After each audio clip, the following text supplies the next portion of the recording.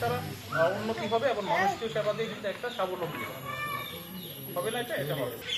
ঠিক আছে, এর জন্য একটা নির্দিষ্ট আমাদের পরিকল্পনা দরকার, কিছু তরুণ ছেলে মেয়ে দরকার যারা এটাতে সময় দিবে। বাকিগুলো লিস্টেড হয়ে গেছে। আপনারা এখানে আছেন যারা ট্যুর গাইডে যাবেন, অনেকে এগিয়ে চলতে হবে, অগ্রণী ভূমিকা পালন করতে হবে।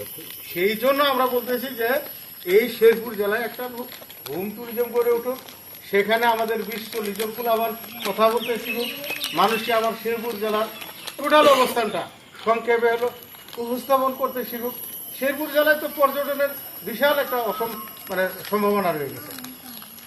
আমি রাত্রে মসজিদ ভাই এলো রাত্রেবেলা বলছে আমি আজকে বিদ্যুৎ পাইনি, তো হলো বোরে বললাম যে তুমি একটা লাইটটা ধর, লাইটটা। বাত ব্যথা, প্যারালাইসিস কিংবা আর্থ্রাইটিস, আধুনিক ফিজিওথেরাপি ও পুনর্বাসন চিকিৎসায় নির্ভরযোগ্য নাম ডিপিআরসি।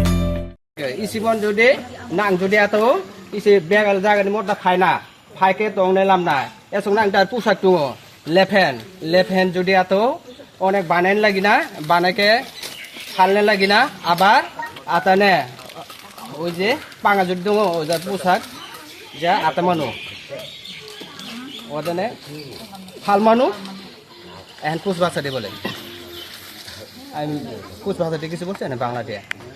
এই অঞ্চলে যে পিকনিক করতে আসি কিংবা যে পর্যটকরা যারা আসেন তাদের থাকা খাওয়ার কোনো ধরনের সুযোগ সুবিধা নাই। আমরা চাই যে আমাদের এই 3টি উপজেলাতে আদিবাসী কেন্দ্রিক হোম স্টে একটি হলো পর্যটন ব্যবস্থা গড়ে উঠুক, যার মধ্য দিয়ে পর্যটকরা অন্ততপক্ষে এখানে এসে আমাদের আদিবাসীদের সংস্কৃতি ভাষা, তাদের কালচার, তাদের পোশাক পরিচ্ছদ সব বিষয় নিয়ে একটা সম্মুখ ধারণা তারা নিয়ে যেতে পারেন।